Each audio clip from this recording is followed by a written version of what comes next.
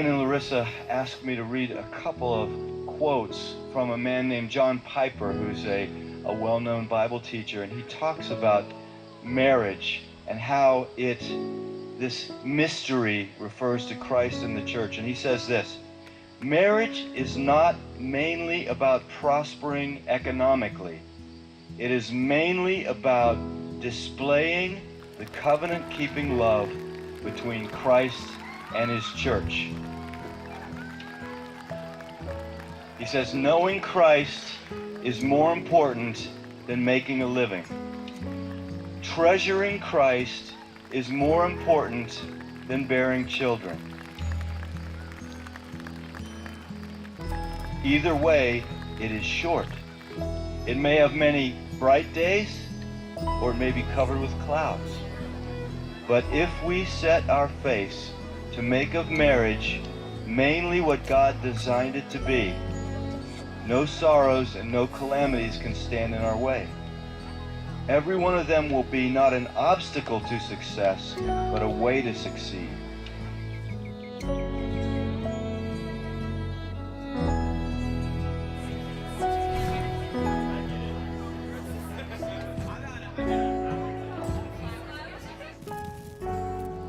The beauty of the covenant-keeping love between Christ and his church shines brightest when nothing but Christ can sustain it.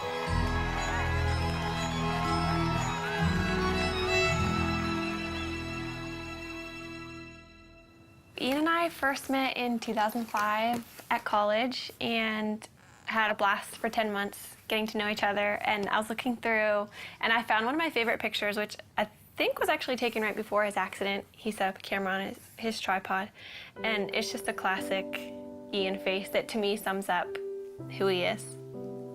We'd been dating for 10 months and he was working an extra job for his dad, and he was on his way to work near Pittsburgh. And we got a phone call that he had been in an accident, and we didn't know if it was when he got to work or on his way.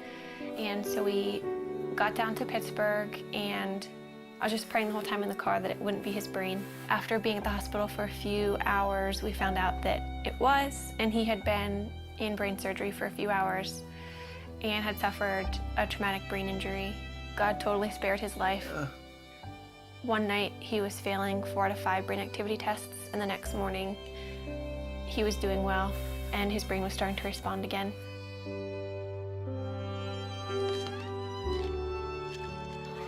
I moved in with his family after the accident, so I was really involved in his therapy and just did whatever I could to make his life fun. We'd go out on dates, and looking back, it's weird because he couldn't talk and he couldn't eat. So we probably looked like complete weirdos being on dates, but we had a blast, and I just talked to him all the time. I knew that before Ian's accident, he was very serious about marriage and was ring shopping, so I knew where he was, and that helped me so much. After he couldn't talk, I knew that he loved me, and I knew where he wanted the relationship to go because we were dating very intentionally. We just prayed that marriage would someday happen and watched all of our friends get married and start having families. That was challenging, but we just tried to hold out hope that that would be us someday.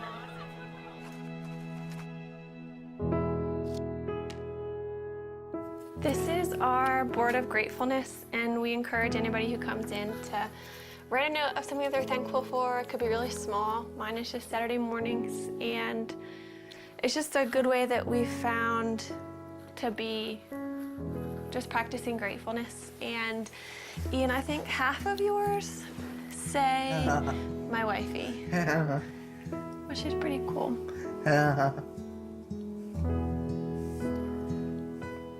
We decided that we couldn't really consider marriage as an option until Ian was able to communicate. But if he could communicate with me, then we could have a marriage, knowing it would be really different.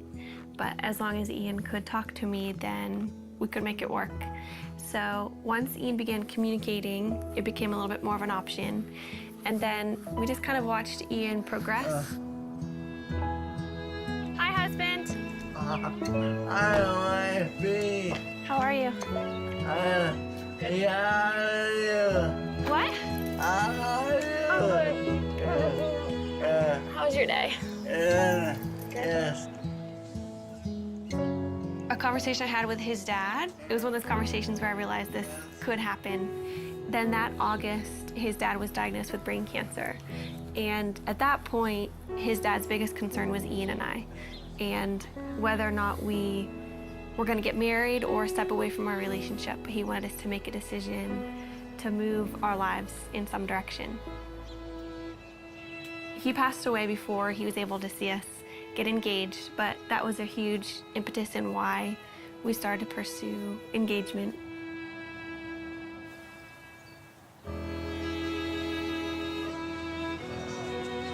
Throughout premarital counseling, we just used this momentary marriage.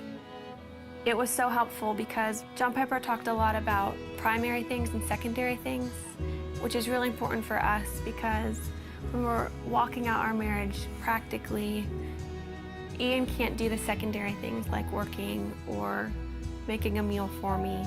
Everything that's primary, though, he can do, which is leading me spiritually. Ian always comes back to the foundational truths of who God is and kind of reels me back in from my emotions, and that's the most important thing. We have two friends that we're going through the book with. I think we've just been able to help them see that maybe the little things that they're excited for about marriage are worth being excited about, but they're not the end all and be all of their marriage. But we also have so much to learn, and we're learning from them and things that they share because our relationships are different and we can glean different things from each other.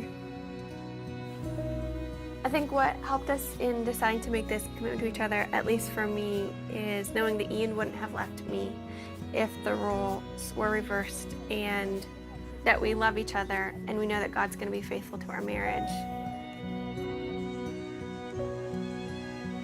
We're able to love each other with, I think, a more Christ-like love because of Ian's disability, and just understand that picture a little bit better than if you were healthy. Yeah. Do you agree? Yes. What about God enables you to have a happy marriage? You know, What? he's awesome. He's awesome. Yeah.